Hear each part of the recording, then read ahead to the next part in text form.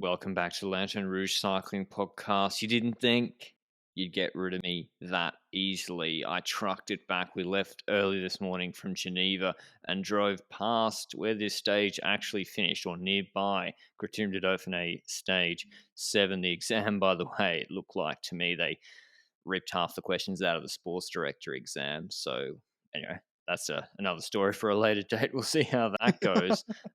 This stage was from Saint Chaffry to Vaujany. I don't know the rules for pronouncing Alpine names in the Dauphiné. Just importantly, it has the Galibier Croix de la Fer combination that we will see in the Tour de France on stage 12, I think, this year before Alpe d'Huez. But today they didn't finish on Alpe d'Huez. They finished on a shorter climb to Vaujany or Vaujany without any valley after the Croix de la Fer descent. Whereas before Alpe d'Huez, there's a long valley, which influences the tactics about attacking early. Anyway, this last climb, first 3Ks were steep, 9%, then it leveled off considerably. There was even a short descent in the last 1,200 meters. The differences we made in that first 3.5Ks of that last climb, one would think. But a short, nice stage. Coverage started really late. Before we get into Benji's recap of when TV coverage started, I mentioned our show partner, Zwift. Finding a social group on Zwift has never been easier. Zwift have recently refreshed their pace partners, and now it's easier than ever to drop into a group that suits the pace you're looking for. Pace partners are bots that ride at a consistent pace on a particular route and are a great way of riding with a group at an intensity that suits you. These are across Watopia as well as the Makuri Islands, with power ranging from 1 watt per kilo all the way to 4.2 watts per kilo. You can hop in with a pace partner whenever you like and for however long you like. So if you're already an existing Zwift subscriber, which I'm sure many of you are, that's a new or updated feature rather that you can check out. But big fight for the breakaway, Benji, and also weird because there's really not that many top climbers, like top guys, who even were far enough down on GC to be let in a break. Yes, certainly, but it was the same guy as every single other stage in this Dauphiné, trying to get into the breakaway again. Pierre Roland has his KOM jersey. He wants to keep that KOM jersey, so he needs to get as many KOM points as possible, especially on a stage like this with multiple mountains in it. And he goes in that break, and the only person that really tried to fight him for those KOM points was Matteo Fabro. Some other riders in there were pretty good. Luis Leon Sanchez, Gregor Mühlberger, and Verona, 2 riders from Movistar. Armirai from Groupama. We had the likes of Devenines for Quickstep, Ardia for UAE. We had 3 riders from Trek Segafredo, Squins, Stuyven, and also Elisonde. So the strongest climber there on paper is Elisonde, in my opinion, but it's an approach that they clearly want to try and win the stage from the breakaway. They have 3 riders in it. Victor Lafay in the breakaway for the second day in a row after failing yesterday to take the victory. Guglielmi for Arkea, Lorenz Huis for Intermarché, and 2 riders from DSM, Donovan and Vermarke. And I forgot one rider, Omer Goldstein of Israel. Yes, that's the name of that team. So a pretty large breakaway, 18 riders. And when it's a very large breakaway on the Galibier itself, that first time, that's when that's created. You're going to see some people trying to ride away again. And towards the top, it was, like we said, Roland and Fabro going for this KM points. But in the descent, it all came together, and it really came to the Croix de la Fer where stuff started happening in that group again. But in the Peloton, Jumbo had offered up a large gap, but also a manageable one. And it was Laporte that was pacing at the foot of the Croix de la Fer, doing some pacing there for Jumbo, trying to keep the gap relatively small. And we waited a bit. We saw Laporte dropping off the front. Then what team was going to pick it up? And I saw UNOX taken up as the next team. So UNOX for the former enemy of the podcast, Tobias Johannesson, setting up some tempo, showing themselves, trying to prove ASO wrong for not inviting them to the Tour de France. And they kept up the tempo for, I think, a good 8 to 10 kilometers in the middle of the Croix de la Fer. And it wasn't really a excruciating tempo, but the peloton started hurting a tiny bit, and it was Groupama that towards the end of that Croix de la Fer started hammering it a bit more. And the real victim when it comes to GC was Enric Mas dropping on the Croix de la Fer. And we can say, yeah, not good. But on the other hand, I think he fell one of, was it 3 stages ago or something, pretty hard. And He's I don't know crashing how every hard. race. Yeah, that's true. Basque. What else did he do? The other stage race. He crashed maybe Catalunya. I can't remember. Tirreno. That's it. He crashed on Carpena descent. or I think he crashed. Yeah, he's crashing a lot. So basically crashed out of GC again here. That's hurting Movistar's points. But sorry, go on, Benji. So in the breakaway, Movistar had those two riders, Mühlberger and Verona, and they tried some stuff on the Quad La Fer. And it was Mühlberger first that tried to get ahead, and Elizondo jumped to the wheel of Mühlberger. And in the group behind, it looked like Verona was kind of first pacing towards Elizondo and Mühlberger, but then kind of went out of the way to leave it to the other two people still with him. But eventually that came back together. It was Elizondo that made a move towards the top of the Quad La Fer, and his ascending is on point, to be honest. And Verona was also with him, and those two riders basically rode away from the others from that point onwards. But there was some drama in the descent, some gaps opening up, some gaps being closed. But towards the bottom of that descent, they were both starting that last Forjani climb to fight for the stage here, to be honest. Yeah, Kenny, I think, needed to take a gap on the descent. And you think, oh, Kenny's 52 kilos. He's going to drop Verona on the 9% section. Well, that's the same logic that one would think would apply to Wout van Aert against Kenny on Mont Ventoux last year. But Verona's actually completely not underrated by this podcast. I think, did I pick him as like best domestic in the world? No. I went with Castro, but I had him in my top three maybe. Yeah. And people maybe don't realize how strong this guy is because no one's noticing, oh, that domestique made the last 8 guys on a mountain stage and then dropped. And often Movistar are not being aggressive on pure mountain stages in the tour, but he's strong as hell. And probably like 68, 70 kilos sort of range, been a domestique at Bike Exchange and now been a domestique at Movistar largely. And he straight up just dropped Kenny at the base of this climb, just put the hammer down and kept a gap at, it was like 15. You see Kenny hanging on, and then Kenny sits back down, and this is pretty much over for Kenny. It's over for Kenny because back in the peloton, we saw initially Groupama FDJ pacing, Catania maybe had come back and then immediately was dropped on this climb, which I should say, by the way, Croix de la Fer is a stepped climb. This one, 5.8K, 7.2%. It's really a 4K climb at like 8%. Yeah, Stora Armirail came back from the break. Stora was then pacing.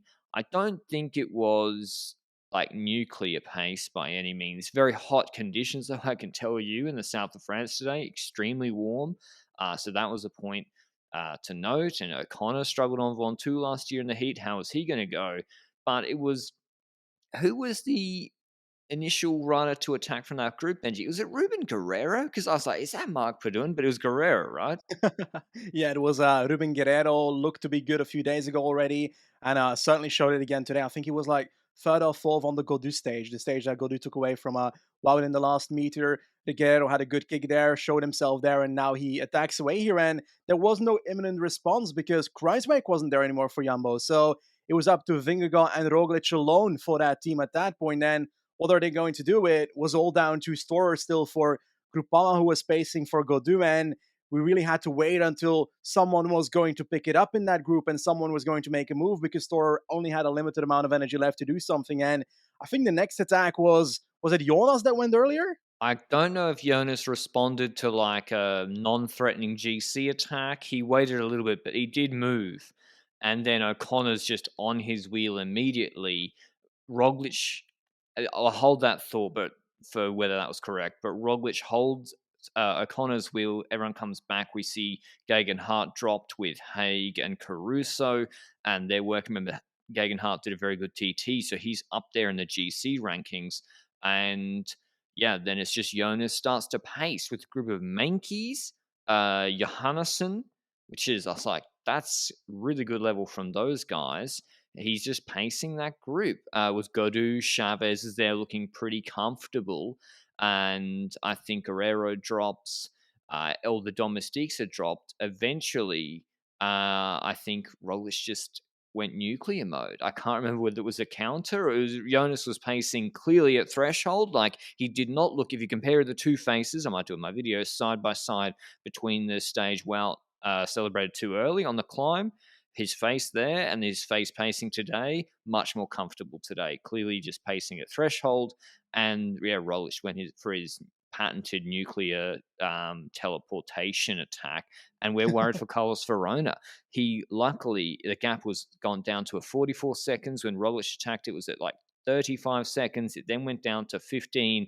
He was very lucky. It leveled off, and Jumbo didn't have Kruijswijk able. If Kruijswijk could have paced at the start of this climb really hard, maybe Carlos Verona doesn't win this stage, but he does from the break. Incredibly strong performance from him. His first ever pro win, which goes to show there are some incredibly strong riders out there who can win. I know it's from the break, I know, but still, he had to be very good today in hot conditions who can win big races like that. And he wins at 29 years old his first pro race ahead of Roglic, who was on 13 seconds from him, which is 12 seconds ahead of Jonas, who sat on O'Connor and then attacked him to take 4 bonus seconds. And O'Connor on 27. Johannesson, I got to say, I didn't think he could do this. I know it's a short climb, which suits him more, but he's fifth on the stage, fourth of the GC guys on 39, Chavez 40, Gadu a little bit disappointing for me, actually, after FDJ pacing quite a fair and this climb should suit him. Seventh with Menkes on the same time, eighth. Gegenhardt, ninth, outsprints the Bahrain guys, 10th and 11th on 56. So not huge gaps on GC. Wout and Catano, a hater actually, mate, was in that group, but he dropped early. But Wout loses many positions, don't know where he is, hundreds. Roglic goes into the yellow jersey, 44 seconds ahead of his teammate Jonas. O'Connor on 124, Gegenhardt on 130, Caruso 132, Gadu 140, Johannesson 205, Jorgensen 206, Haig 212, Menkes 216. So Intermarché just always there. They're not big GC gaps, Benji, although it was a statement from Jumbo Visma. Like, without a doubt, Roglic and Jonas showed we are the best two riders in this race. Yes, certainly. And I'd argue that O'Connor also showed that he was pretty damn strong to still be near Vingegaard when it comes to the finish line. But Roglic's move was strong. He got away. It was at a moment where the tempo was already, like you said, at Vingegaard's threshold, which is above the threshold of the majority of people in that group. And with Vingegaard setting such an excruciating pace before Roglic made that move, that means that it's kind of like a double effect, you know? The others are already in trouble from Jonas's move. And then when Roglic goes, they just can't respond. And not a single person was able to even remotely respond. But hey, Pogacar is not here. So we don't know what would happen if Pogacar is in that group, for example. Would he be able to follow what Roglic does? Who knows? But it's certainly a move of like, okay, my knee pain is gone when it comes to Roglic, because that's something that people might have been worried about after, was it Basque Country, where he had Yeah. a worse race compared to this one. But it's a statement today's stage. It's a statement of like, I'm back, and he's certainly looking decent for the tour. Yeah, it's already moved his tour odds, which is surprising to me because it's like, what did you expect to happen? Like, if Roglic can't put 12 to 15 seconds into O'Connor on this stage, then what the fuck did you think? Like, of course you can. To me, it doesn't change anything about the tour. From a Roglic performance perspective, the big thing is we didn't see Jonas like this in the Dauphiné last year. He had an Achilles issue, I think. He got in a break on stage, maybe 8, chasing Padun with Kruijswijk. And Jonas looks like a top 5 GC contender in the world right now. That's probably conservative. For the tour, he's third favourite in the betting and also in my mind. And what I want to discuss here is Benji. Jonas and Roglic are ahead of O'Connor on GC. Jonas attacks on the climb. O'Connor goes with Jonas. O'Connor is 30 seconds behind Jonas on GC and probably not a better climber than him or better punch at the end. But he's even a minute or so more behind Roglic on GC.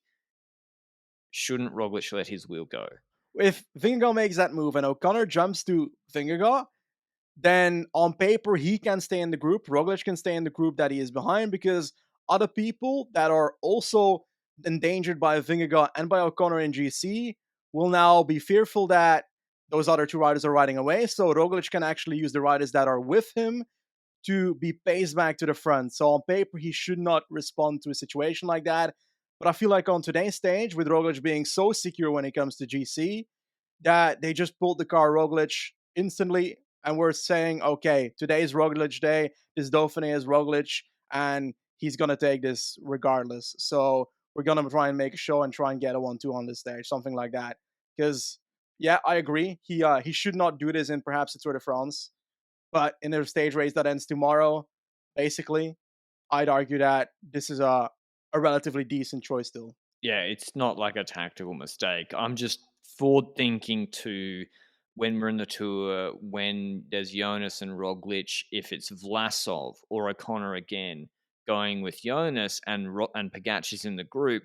I think if you're Yeah, Roglic, you have to look at him to close. And yeah. also, after a TT in this race, if Pogacar was here, Pogacar wouldn't be so far behind on GC. Like, so to Benji's point, the other guys are further behind on GC. So that's why, again, it's just something to think about how they'll play those guys. And also, would you have, and I know Pogacar again is not here, would you have Jonas pace that group like that for Roglic if Pogacar, Danny Martinez, Vlasov are in that group? Probably not, because you'd like to try and create a situation where Pogacar has to do work and spend his energy. So either that is by having Jonas respond to the likes of a Danny Martinez or something that tries to go up the road, or Jonas trying to trigger those attacks himself and trying to put pressure on the likes of Pogacar to make sure that Roglic has to then, well, follow Pogacar if he responds, or stay with Pogacar if he doesn't.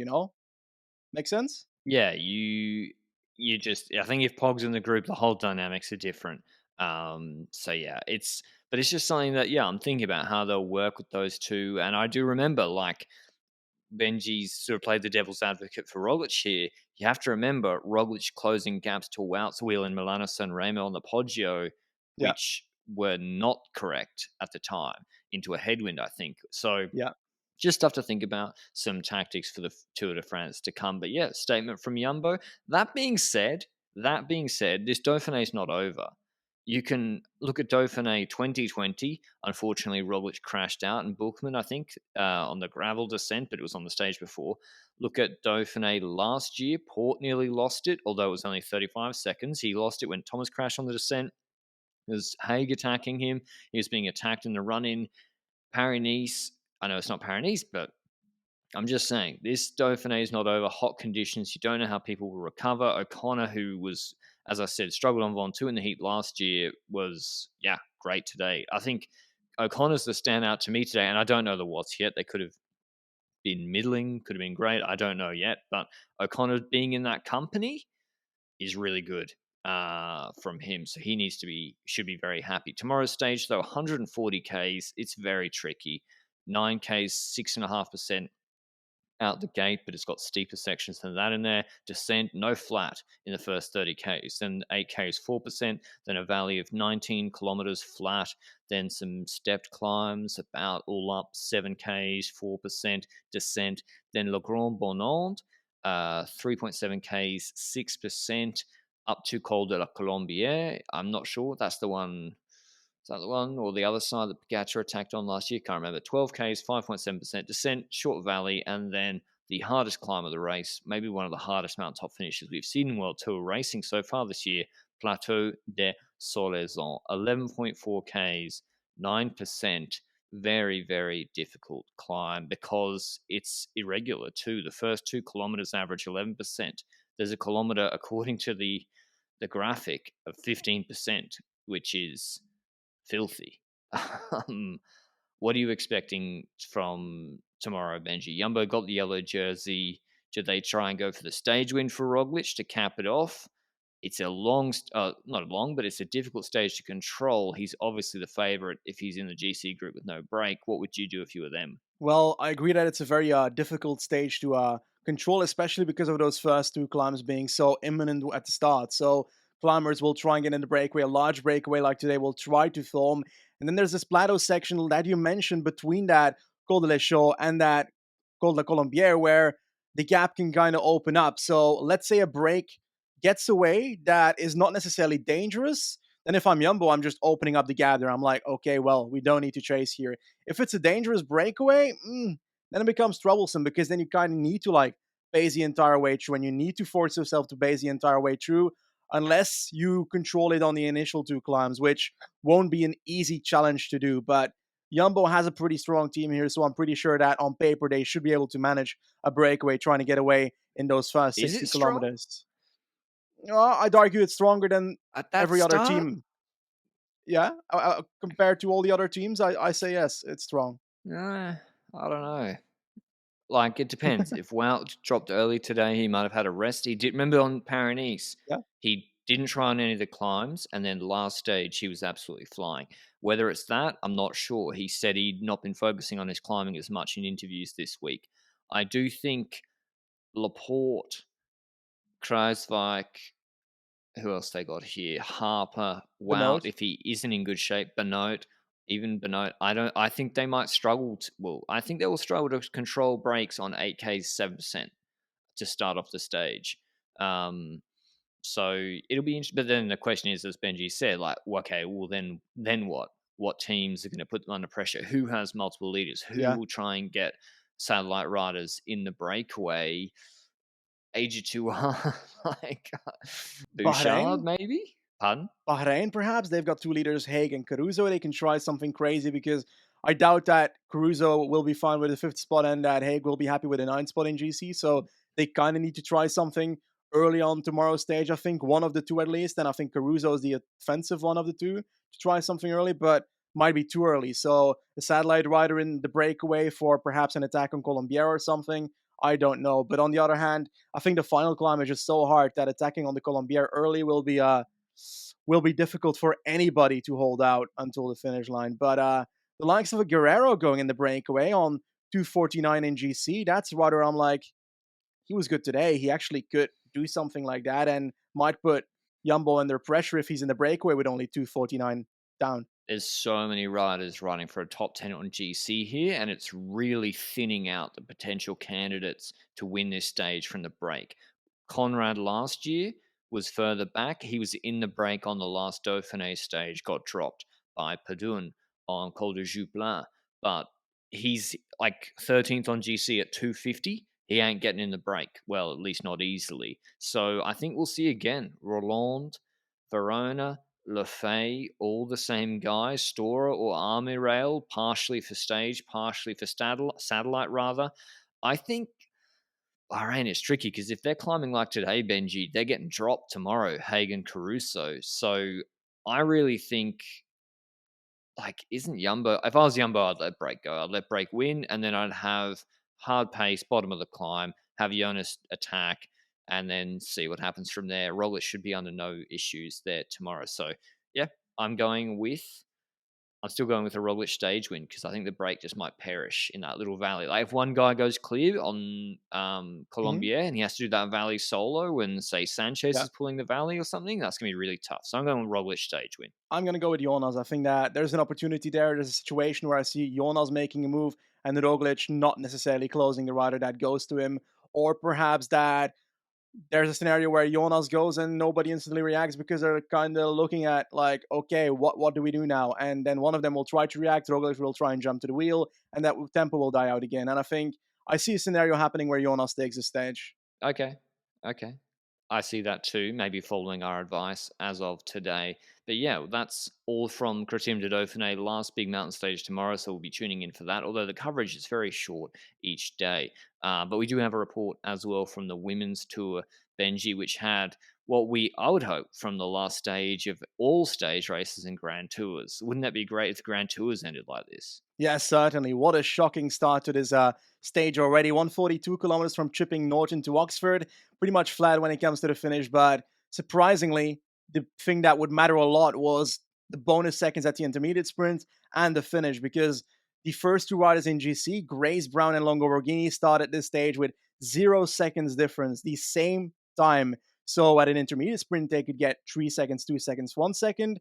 And at the finish line, they could get 10 seconds, 6 seconds, and 4 seconds to try and gain an advantage on each other. And at the first intermediate sprint, it went to the peloton where they started sprinting against each other, but Grace Brown was just simply faster. And Cordorago even stole points from her teammate Elisa Longoborghini, so didn't help too much there. So Grace Brown took a 3 second bonus at the intermediate sprint, basically on Elisa Longoborghini in GC. So Brown had the upper hand. Then three riders rode away, including Mickey Kröger, to take away the bonus seconds at the second intermediate. So it would all come down to the final. And on paper, it's a lost cause for Lisa Longoborghini right now because while this final is technical, she on paper does not have the sprint to sprint against the actual sprinters in this race. But this final was so technical, and Elisa Longoborghini was brought to the front by her team so significantly in that final stretch that it started causing splits in the group, and it looked like Brown was losing the wheel of Caponi and so forth in the final stretch.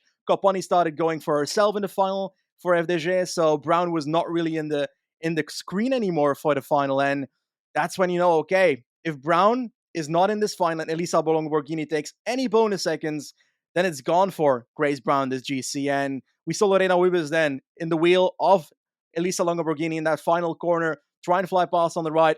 Wiebes, obviously the fastest sprinter at this race, so easily just destroys everybody there. Caponi trying to sprint for the second place there, but it started becoming troublesome and more troublesome towards the line because it looked like she was kind of getting done for towards the end. And she, in the end, almost gets caught by Longo-Borghini, who is sprinting in this final stretch. But Caponi comes second with 6 seconds bonus seconds, and Longo-Borghini comes third, which means that she takes 4 bonus seconds compared to the 3 she needed to take the leader jersey. So Longo-Borghini wins the women's tour by sprinting to third on a sprint stage and wins it by 1 second on Brown. How shocking. And it's a World Tour GC as well. It's a World Tour race. So I wonder, like, what would this be like? I don't know. It'd be like going for Wout or Hayter in the Ineos or Jumbo GC guy. Like, can you criticize FDJ for going for Caponi against Vipers? I don't know. It's like, what else could they have done? Could they have sprinted with multiple riders? They already took away some bonus seconds just by Caponi sprinting. So this was extremely unlikely. But yeah, great plan from Trek executing this, and Longo-Borghini takes the win. And so the overall results: Longo-Borghini winning GC 1 second ahead of Grace Brown, Niewiadoma third, Alexandra Manley fourth, Mullman fifth, Shabby sixth, Faulkner seventh, Ewers eighth, Bertizzolo and Harvey ninth and 10th. So, yeah, a lot of sprints. Lorena Wiebes keeps winning. As I said earlier, she won 3 stages here, and she crashed on the first stage, which she probably would have won. She's probably the $1.05 favorite to take the first yellow jersey in about about a month and a half in Paris on the Champs-Elysees for the first stage. 23 years old, 47 pro wins, and yeah, she has won like 10 races, I think, this season already. She had a slower start to the year last year, but yeah, Vibes is flying. So, any last thoughts from the women's tour, Benji? In terms of GC for Mullman and Shabby for the Tour de France Femme avec Zwift, they weren't long enough climbers to really say. Yeah, I'd agree with that, but I feel like my overall feeling when it comes to women's tour is that at the start I was kind of disappointed in the race itself, like the finals being sketchy and so forth, being dangerous, causing crashes. But towards the end of this race, it got better and better, and we get full live coverage for this entire final stage. We had some trouble with live coverage for some other stages where the 4G signal was gone in the same style as it was for the Giro on the Passo Giao stage, for example. But it wasn't because of rain here, it was because of the density of the coverage in that area in the UK. But in the end, I think it ended up being a very stressful race in the end, but a pretty good one in the final. And yeah, I enjoyed it. Can't complain. That's all from us at the moment. We'll have the Dauphiné wrap up tomorrow, and then Tour de Suisse also starts tomorrow, I think. I haven't been able to manage to get highlights rights for Tour de Suisse, so we'll be covering it just on the podcast this week, which I'm looking forward to. Remco, J Vine, Vlasov, Higita, pretty stacked field actually for Tour de Suisse, and a few, Martinez and Vlasov are Tour de France GC candidates. I'd like to say thanks to Benji for holding down the fort the last 2 days. It was only supposed to be one, but then got caught up in traffic. So thanks to Benji for holding down the fort and for everyone's support of him. It is incredibly hard solo potting. Actually, I can't do it. Need a person to bounce things off. So thanks to him. Thanks to you all for your support as always, and we'll see you with the Dauphiné wrap up tomorrow. Ciao.